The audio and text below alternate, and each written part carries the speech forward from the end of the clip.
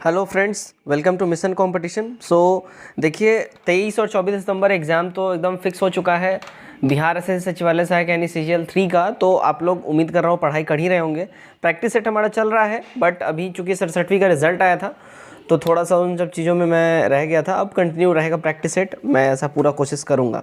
चलिए, ये हमारा सेट नंबर 3 है इस सीरीज़ में। इससे पहले भी हमने 10 सेट कंप्लीट करवाया हुआ है प्लेलिस्ट में, बिहार एसएससी सीजीएल के प्लेलिस्ट में बाकी सारे के सारे आपको सेट दिख जाएंगे। आज वाला सेट हमारा होगा बिहार एसएससी के लिए, होगा ये सेट नंबर 3।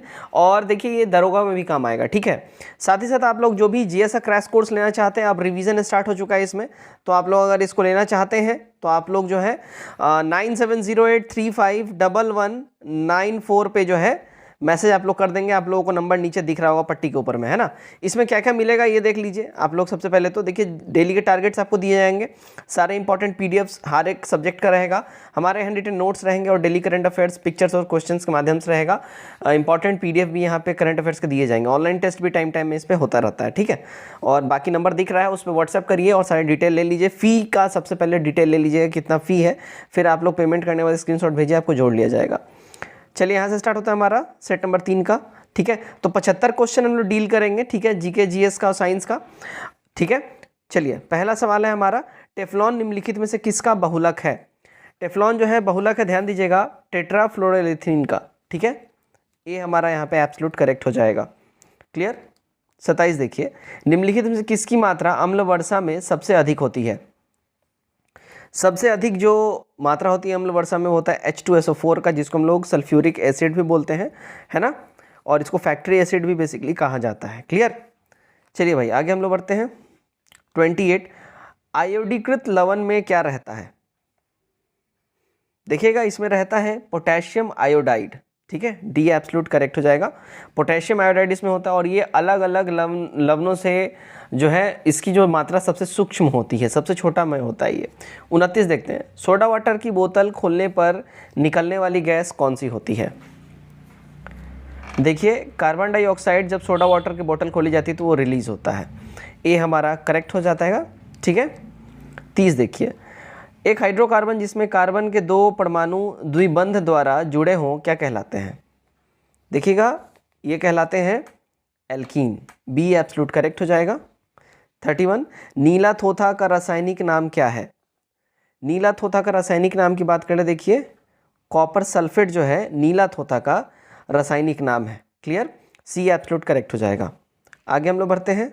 32, वेल्डिंग में प्रयोग होने वाली गैस कौन सी है। ध्यान दीजिएगा, वेल्डिंग में जो गैस इस्तेमाल होती है उस गैस को हम लोग बोलते हैं, उसमें जो मिश्रण होता है ऑक्सीजन और एसिटिलीन का होता है मिक्सचर।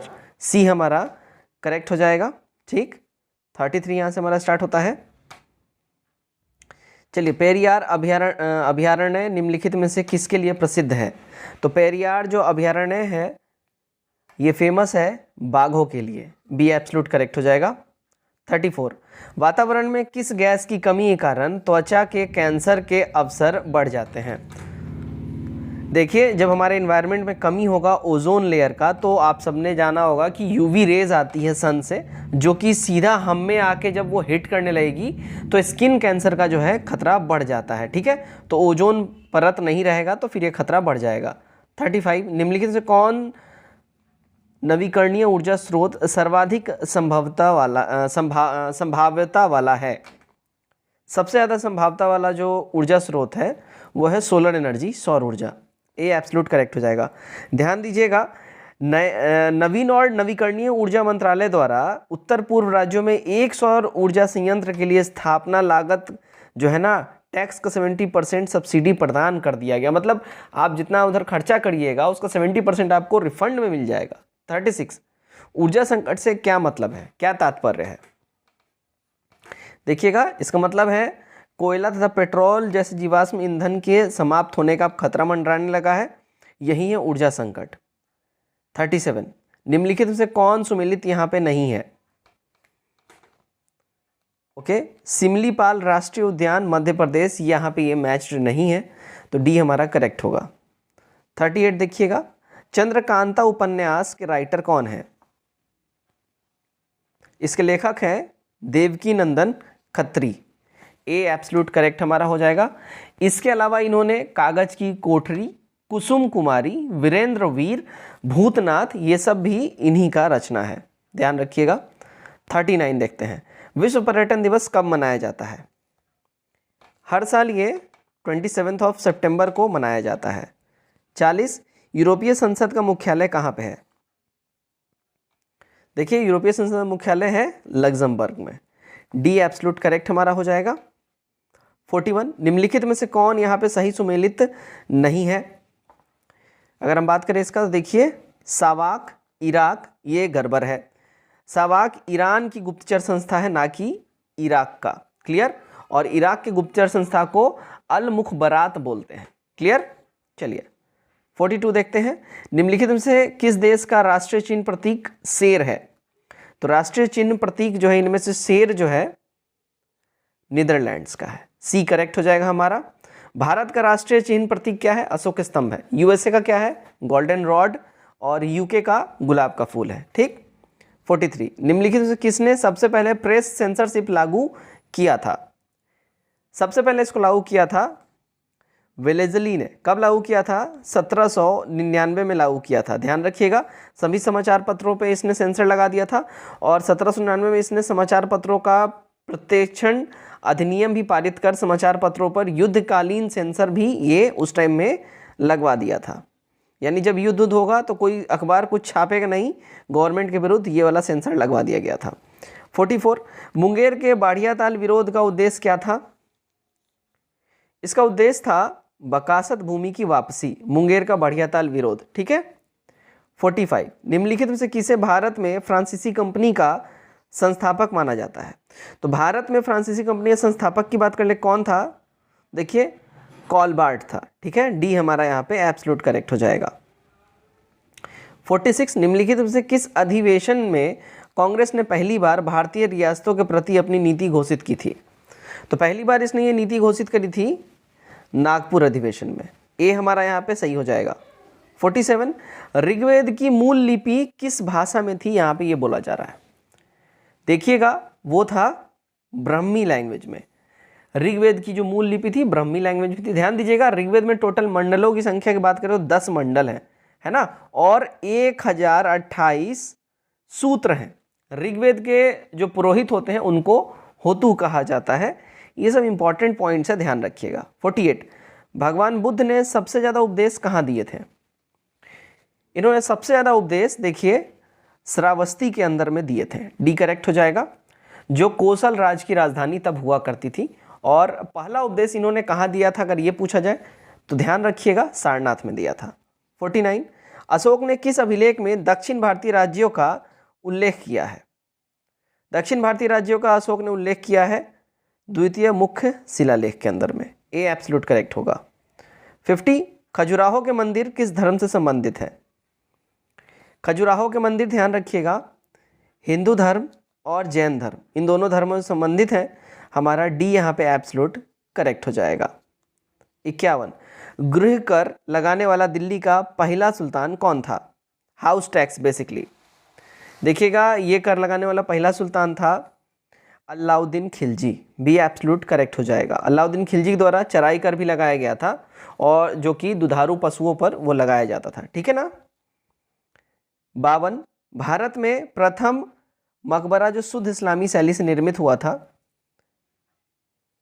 ये मकबरा था बलबन का मकबरा, बी एब्सोल्यूट करेक्ट हो जाएगा। ये शुद्ध इस्लामी शैली से निर्मित प्रथम मकबरा था और बलबन द्वारा दिल्ली में किला राय पिथौर के समीप बनाया गया ये स्वयं का मकबरा इसके द्वारा था, ये खुद का मकबरा इसने बनवाया था।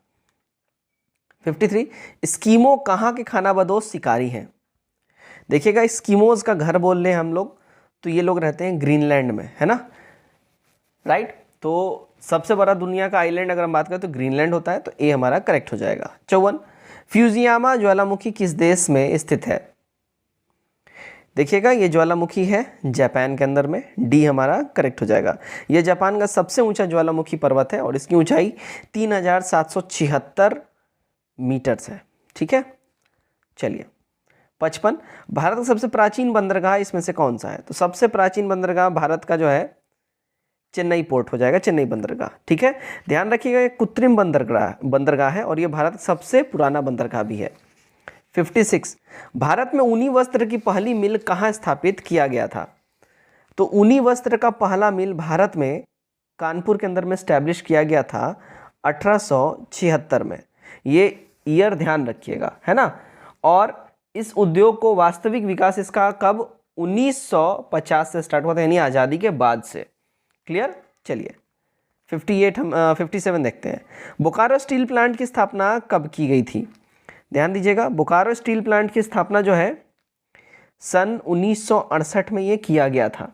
ठीक है, तत्कालीन उस समय ये बिहार का राज्य हुआ करता था, अब जाके ये झारखंड बन गया साल 2000 से, और बोकारो नामक स्थान ये बिहार में होता था। और ये इंडिया और सोवियत संघ का ज्वाइंट प्रोजेक्ट था, सोवियत संघ के मदद से इंडिया ने इसको डेवलप किया था। 58, जलोढ़ मिट्टी में किसका या किसकी बहुलता अधिक होती है? पोटास की, ये करेक्ट हो जाएगा। 59, निम्नलिखित में से कौन सी सहायक नदी कृष्णा की नहीं है? इनमें से जो सहायक नदी कृष्णा की सहायक नदी नहीं है उसकी बात कर लें, वर्धा नदी नहीं होगा। ठीक है, ध्यान रखिएगा, वर्धा, तुंगभद्रा और गोदावरी की ये सारी सहायक नदियां हैं। ठीक है। 60, क्यूरोसियो की जलधारा के संबंध में कौन सही है? क्यूरोसियो की जलधारा, ध्यान दीजिएगा, ये प्रशांत महासागर की गर्म जलधारा है, क्यूरोसियो की जलधारा। क्लियर। 61 देखते हैं। देखिए, किस राज्य में विधान परिषद की जो संरचना अथवा विघटन किया जा सकता है? किस राज्य में विधान परिषद का संरचना और विघटन किया जा सकता है? देखिए, किसी भी राज्य में इसका विघटन और संरचना संसद के संस्तुति द्वारा ही किया जा सकता है। कुल सदस्यों का यहाँ ध्यान रखिएगा, राज्य विधानसभा अपने कुल सदस्यों के पूर्ण बहुमत तथा उपस्थित मतदान करने वाले सदस्यों के 2/3 बहुमत से ये प्रस्ताव पारित कर सकती है। ओके, आगे बढ़ते हैं। 62 देखिएगा, भारत के राष्ट्रपति को निम्नलिखित में से कौन सा अधिकार प्राप्त नहीं है? देखिए, न्यायालयों के न्यायाधीश को हटाने का अधिकार इनको प्राप्त नहीं है, नियुक्त करने का इनको अधिकार है, हटाने का अधिकार नहीं है। क्यों नहीं है? क्योंकि जैसे इन पे महाभियोग की प्रक्रिया करके इनको हटाया जाता है, वैसे ही न्यायाधीश को भी, उच्च न्यायालय के न्यायाधीश को भी सेम प्रोसेस से हटाया जाएगा। ठीक है, इनको ये हटा नहीं सकते, अपॉइंट जरूर कर सकते हैं। चलिए 63 देखते हैं। भारत संदर्भ में निम्नलिखित में से कौन धर्मनिरपेक्ष शब्द का सही भाव व्यक्त करता है? तो ये सही भाव व्यक्त करता है, भारत में राज्य का कोई धर्म नहीं है। ये जो लाइन है इस धर्मनिरपेक्ष शब्द को सही डिफाइन करता है। 64, यदि भारतीय संघ में एक नए राज्य का सृजन किया जाता है तो संविधान के किस अनुसूची का संशोधन करना होगा? देखिए, संविधान का जो प्रथम अनुसूची है उसका संशोधन करना होगा, ये हमारा करेक्ट हो जाएगा। 65, भारतीय संविधान में निम्नलिखित में से कौन सा समानता के मौलिक अधिकार में सम्मिलित नहीं है? देखिए, आर्थिक समानता जो है ये समानता के मौलिक अधिकार में सम्मिलित नहीं है, डी करेक्ट हमारा हो जाएगा। 66, निम्नलिखित में से कौन सा अनुच्छेद अंतर्राष्ट्रीय शांति और सुरक्षा के संवर्धन से संबंधित है? ये जो संबंधित है, अगर इसकी हम बात करें, आर्टिकल 51 अंतर्राष्ट्रीय शांति और सुरक्षा के संवर्धन से। 67, संसदीय शासन व्यवस्था में वास्तविक कार्यपालिका शक्ति किसके पास होती है? ये होती है एक्चुअली पीएम साहब के पास में, यानी प्रधानमंत्री। ए करेक्ट हो जाएगा। क्षेत्रीय परिषद का सृजन हुआ था कब? देखिए, क्षेत्रीय परिषदों का सृजन की बात कर लें, ये संसदीय कानून के द्वारा हुआ था। अब देखिएगा, 68 के बाद बीच में फिर से रीजनिंग के क्वेश्चन हमारे आ जाते हैं, उसको हमने स्किप किया और फिर 118 से हमारे जीएस के क्वेश्चन स्टार्ट होते हैं साइंस के, तो हम लोग यहाँ से इसको फिर लिए हैं। ठीक है। 118, प्रकाश संश्लेषण वनस्पति कोशिका में स्थित डैश में होता है। तो प्रकाश संश्लेषण की हम लोग बात कर ले, किस में होता है? ओके, तो ये होता है, देखिए, क्लोरोप्लास्ट के अंदर में। 119, किसी वर्ग के पौधे को पादप वर्ग के अभयचर कहा जाता है? ब्रायोफाइटा वर्ग के पौधे को जो है ना, पादप वर्ग के अभयचर के रूप में जाना जाता है। 120, मस्तिष्क का कौन सा हिस्सा सोचने, बुद्धिमानी, याददाश्त और सीखने की क्षमता जैसी क्रियाओं को प्रेरित करता है? तो ये हिस्सा होता है सेरेब्रम। सेरेब्रम को प्रमस्तिष्क भी कहते हैं और मस्तिष्क का ये सबसे डेवलप एरिया होता है। यह मनुष्य की चेतना, तर्क स्मरण क्षमता, बुद्धिमत्ता को जो है कंट्रोल करता है। यह मस्तिष्क का सबसे बड़ा भाग होता है। ये लगभग देखिए पूरे मस्तिष्क का 2/3 भाग अकेले कवर करता है। 121 निम्नलिखित में से किसे मानव शरीर की जैव रसायन प्रयोगशाला भी कहा जाता है? देखिए लीवर को कहा जाता है, सी करेक्ट हो जाएगा। 122 शैवाल पारिस्थितिकी तंत्र यानी इकोसिस्टम के निम्नलिखित में से किस स्तर में आता है? यह आता है देखिए उत्पादक के अंदर में, ठीक है। ओके, शैवाल का अध्ययन को फाइकोलॉजी कहा जाता है, ये ध्यान रखिएगा। 123 कौन सा जीव वर्मी कंपोस्टिंग में मदद करता है? वर्मी कंपोस्टिंग की बात कर ले तो देखिए केचुआ जो है इनको वर्मी कंपोस्टिंग में मदद करते हैं। केचुआ को किसान का दोस्त भी कहा जाता है, ध्यान रखिएगा, है ना, फ्रेंड ऑफ फार्मर भी इसको कहा जाता है। 124 वसा का पाचन करने वाला एंजाइम लाइपेज निम्न में से किसके द्वारा स्रावित होता है? तो लाइपेज जो है इसका स्त्रावन अगर हम बात करें, ये देखिए पैनक्रियाज के द्वारा होता है, अग्नाशय के द्वारा होता है, सी करेक्ट होगा। 125 निम्नलिखित में से कौन सा रोग संक्रामक रोग के अंतर्गत आता है? तो संक्रामक रोग के अंतर्गत की अगर हम बात कर ले कौन सा आता है, देखिएगा क्षय रोग जो है ये संक्रामक रोग के अंतर्गत आता है। 126 टर्नर सिंड्रोम में गुणसूत्र की संख्या होती है। देखिए टर्नर सिंड्रोम में जो गुणसूत्रों की संख्या की बात कर लें ये 45 होती है, सी हमारा यहाँ पे देखिएगा एब्सोल्यूट करेक्ट हो जाएगा। 127 देखते हैं हम लोग, पीयूष ग्रंथि यानी पिट्यूटरी ग्लैंड से स्रावित होने वाला हार्मोन कौन सा होता है? यह हार्मोन होता है ACTH, STH, ADH, सारे के सारे हार्मोन जो है पिट्यूटरी ग्लैंड रिलीज करता है। ओके, पिट्यूटरी ग्लैंड का अगर हम वजन की बात करें देखिए ये 0.6 ग्राम बस होता है, ये भी ध्यान रखिएगा। 128 देखिएगा, निम्नलिखित में से यहाँ पे मैच करना है, ठीक है। ओके, तो जॉन गुटेनबर्ग इनका संबंध किससे है? इनका संबंध है प्रिंटिंग प्रेस से। थियोडोर मैमेन इनका संबंध किससे है? तो इनका संबंध है लेज़र से। सोल्स का संबंध है टाइपराइटर से और जेम्स पकल का संबंध है मशीन गन से। सही कूट हमारा सी वाला यहाँ बैठ जाता है। 129 जब हम बर्फ़ को पानी में डालते हैं तो उसका आयतन का कितना भाग पानी के नीचे रहता है? देखिए उसके आयतन का 9वां भाग पानी के अंदर में रहता है, सिर्फ 1 भाग ऊपर पानी के दिखाई देता है, यानी 9/10 भाग पानी में होता है। 130 न्यूटन के गुरुत्वाकर्षण के नियम के अनुसार दो वस्तुओं के बीच का बल डैश होता है। दो वस्तुओं के बीच का बल जो है देखिए उनकी द्रव्यमान के गुणज के समानुपातिक होता है, डी एब्सोल्यूट करेक्ट हो जाएगा। 131 पृथ्वी सूर्य के चारों ओर घूमती है, इस सिद्धांत को पेश करने वाले प्रथम व्यक्ति कौन थे? तो प्रथम व्यक्ति थे कॉपरनिकस, सी एब्सोल्यूट करेक्ट हो जाएगा। 132 जल के हिमकरण के होने पर इसका ताप, देखिए जल के हिमकरण होने पे जो इसका ताप होगा वो अपरिवर्तित रहता है, तो बी हमारा यहाँ सही होगा। 133 देखिए R1 और R2 दो प्रतिरोध समानांतर में जुड़े हैं, प्रतिरोध R1 R2 का अनुपात 4:1 R:2 प्रवाहित विद्युत अनुपात क्या होगा? तो इसमें जो हो जाएगा 1:4 का हो जाएगा, ये हमारा करेक्ट हो जाएगा। 134 विद्युत परिपथ में सेफ्टी फ्यूज तार का प्रयोग किया जाता है, इस तार का प्रयोग किया जाता है देखिए गलन बिंदु पर, सी हमारा करेक्ट हो जाएगा। फ्यूज के तार का उच्च प्रतिरोध एवं निम्न गलनांक होने की वजह से ऐसा होता है। 135 किसी गतिशील पिंड का वेग आधा करने से उनकी गतिज ऊर्जा हो जाती है, क्या हो जाएगी? उसकी गतिज ऊर्जा चौथाई हो जाएगी, डी करेक्ट हो जाएगा। 136 भारत सरकार ने मलेरिया उन्मूलन लक्ष्य कब तक का रखा है? तो इन्होंने ये टारगेट रखा है साल 2030 तक का। 137 देश में सिंगल यूज प्लास्टिक का उत्पादन एवं प्रयोग को किस तिथि से पूर्णतः प्रतिबंधित किए जाने की घोषणा की गई है? तो ये घोषणा करी गई है 1 जुलाई 2022 से, बी हमारा करेक्ट हो जाएगा। 138 किस फार्मूला 1 खिलाड़ी को नाइटहुड की उपाधि से सम्मानित किया गया है? तो ये सम्मान मिला है किसको? तो ये मिला है देखिए लुइस हैमिल्टन को, सी करेक्ट होगा। 139 स्टील अथॉरिटी ऑफ इंडिया यानी सेल की पहली महिला अध्यक्ष कौन बनी है? तो सेल की पहली महिला अध्यक्ष की हम बात कर लें, देखिए सोमा मंडल जी सेल की प्रथम महिला अध्यक्ष बनी है, डी करेक्ट हो जाएगा। 140 आरबीआई ने आरटीजीएस सुविधा को 24/7 चालू करने की बात कही है। बताइए आरटीजीएस का पूरा नाम क्या है या फुल फॉर्म क्या है? इसका मतलब होता है real time gross settlement system, C correct हो जाएगा। 141 भारतीय नौसेना ने किस देश की नौसेना के साथ बोंगो सागर युद्ध अभ्यास अक्टूबर 2022 में किया है? तो इन्होंने ये अभ्यास किया है बांग्लादेश के साथ। 142 वर्ष 2021 का शांति का नोबेल पुरस्कार किसे प्रदान किया गया है?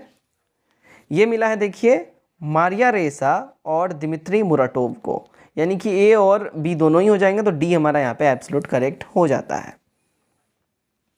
143 देखिएगा टोक्यो पैरालंपिक 2020 में भारत ने कुल कितने स्वर्ण पदक जीते हैं? इंडिया ने टोटल स्वर्ण पदक 5 जीते हैं टोक्यो पैरालंपिक में, और इसमें पदक तालिका में स्थान इनका कितना था? 24वां था। और टोटल मेडल्स की बात करें इन्होंने देखिए 19 टोटल मेडल्स जीते जिसमें कि 5 स्वर्ण पदक था। क्लियर। 144 फूमियो कशीदा ने किस देश के प्रधानमंत्री के रूप में शपथ लिया है? इन्होंने रिसेंटली जापान के प्रधानमंत्री के रूप में शपथ लिया है, ठीक है, अक्टूबर 2021 के अंदर में। 145 निम्नलिखित में से किसे देश की प्रथम मुस्लिम महिला कुश्ती कोच बनाई गई है?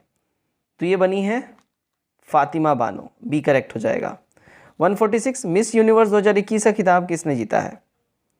ये खिताब देखिए हरनाज कौर सांधू ने मिस यूनिवर्स 2021 का खिताब जीता है। 147 एफडीआई का पूर्ण रूप क्या है? पूरा रूप, पूरा मतलब एफडीआई का क्या होता है? इसका मतलब होता है प्रत्यक्ष वित्तीय इनपुट, सी करेक्ट होगा। माफ़ कीजिएगा, एक्सट्रीमली सॉरी, प्रत्यक्ष विदेशी निवेश, डी हमारा यहाँ पे करेक्ट हो जाएगा, राइट। 148 एक वर्ष में किसी देश की घरेलू सीमा के भीतर उत्पादित समस्त अंतिम वस्तुओं तथा सेवाओं को क्या कहते हैं?